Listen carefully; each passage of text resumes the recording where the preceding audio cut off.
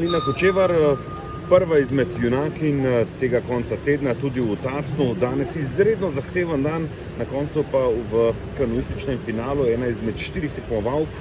Brez napak ste opravili na poti do zares izjemnega uspeha, pa še na domači progi. Sedaj pa takole, se vam je malce odvalil kamen od srca, vedno ste si na domači progi želeli doseči bržkone to, do česa ste sedaj prišli. Ja, res je. Moram reči, da že, ko sem se uvrstila v finale, se mi je manjši kamen odvalil od srca. Nekaj časa sem bila prav pod takim dobrim pritiskom, nisem čist se še pripravljala na finale, potem pa, ko je bila tam še 1 ura do finala, sem si rekla, ok, zdaj se pa zber, pa pejt po to, kar si želiš. Verjela sem, da če odpeljem dobro, da bo dovolj. Sicer moram priznati, da ko sem prišla v cilj, se mi zdelo, da za peterico bo, za medaljo pa ne, ampak potem se je vse malo obrnilo in ja, prišla sem do svoje prve medalje.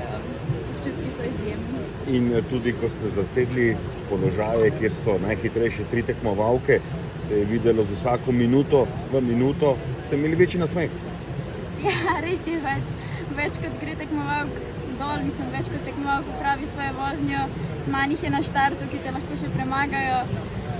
Ja, seveda prvoščem vsem in ne navijam, da bi naredile napako, ampak ko pač vidiš, da si pridobil 1 mesto in da si še mesto bližje medalji, se ti pa nasmeh povečuje. Eva, Lina, današnji dan, že prej sem omenil, naporen, 4-krat ste bili v čovnu, včasih nekateri pravijo, joj, to je lahko prevečkrat, pa izgubiš nekaj tiste prepotrebne energije, kar ravno finali so na koncu tekmovalnega dne. Pri vas se je zdelo, da ste lepo razporedili in tudi vse skupaj usmerili v pravo smer. Ja, res je, 4 vožnje v enem dnevu so kar naporen zalogaj. Tudi mene osebno malo skrbelo, če bom imela dovolj moči. Ampak ja, celo zimo treniraš za to, da boš dobro pripravljen. Se mi zdi, da sem letos fizično zelo dobro pripravljena in v bistvu moram reči, da mi je še zmeraj ostala dovolj energije.